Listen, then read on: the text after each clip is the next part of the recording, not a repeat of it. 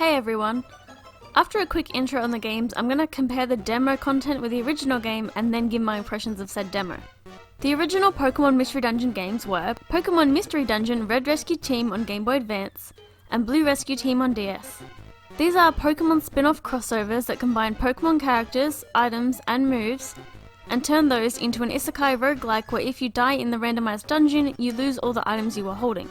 These games are now being remade together as Pokemon Mystery Dungeon Rescue Team DX, releasing on the 6th of March for Nintendo Switch. You can play the demo yourself now. I played the same length of demo content in Pokemon Mystery Dungeon Red Rescue Team via my Wii U to see what features are different and what we can tell so far. As I both didn't finish the originals and haven't played for a long time, some of these might not be new or occur later. Obviously the graphics and music are improved. The UI is also different, which is good, as now you can see your hunger without having to open your menu. Your partner Pokemon now has a hunger meter too. One of the first things you'll notice is that you no longer have to cheat at the opening quiz to get what Pokemon you want, as you can now choose. Gender differences are now shown on Pokemon, mostly being Pikachu's tail. This DX version has quite a few new things the original didn't. One is auto-saving, as you had to manually save at the end of each day in Red and Blue Rescue Team. This was possibly done as a way to prevent resetting failures, but also to stop progress loss. As far as I could tell, there was no push or pass through mechanic in the original and your partner would get out of your way. Well, now you can either push them or pass through, but pushing costs hunger.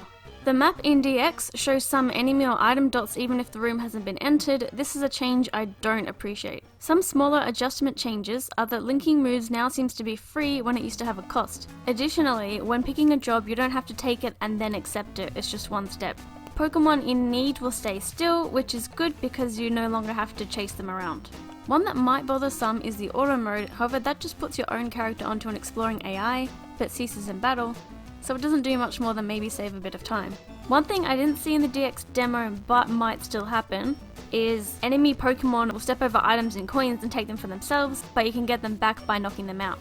A couple of changes were adapted from later releases, as now using the A button no longer does a basic attack but uses from your pool of moves, thus reducing their PP. This is clearly a balancing adjustment, so you have to put more effort into your exploration.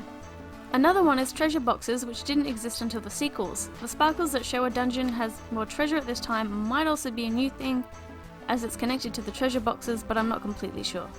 Something I haven't seen, but Mana-chan on Twitter found an item that mentions shiny Pokemon, meaning it's possible that you can rescue shiny Pokemon and add them to your team, whereas there was no shiny Pokemon in the mystery dungeons previously.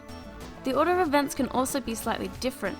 In DX you meet Diglett before you head on to Mount Steel and the demo ends, while in the originals you won't meet him until you save him.